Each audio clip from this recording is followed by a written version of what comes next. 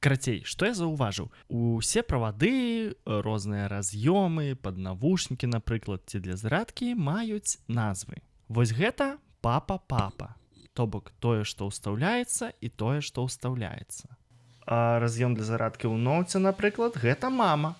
Бо мы туды ўстаўляем. І гэтыя дзіўныя гендерныя стэрэатыпы ёсць у многіх мовах. Вось, напрыклад, у польскам. Менскі і жэнскі. Ці, напрыклад, на украінскіх маркетплейсах можна знайсці кабелі да адаптары тато-мама. І знакамітыя беларускія інтэрнэт-крамы таксама гэтым карыстаюцца. Вось, напрыклад, падаўжальнік USB папа-мама. Шчыра кажучы, не ведаю, ці выкарыстоўваецца гэта менавіта ў беларускай мове, бо не ведаю ні адной беларускамоўнай інтэрнэт-крамы з тэхнікай.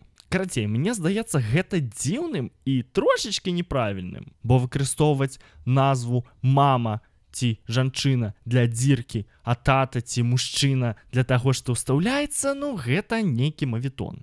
А як вы лічыце, гэта толькі мяне здзіўляе?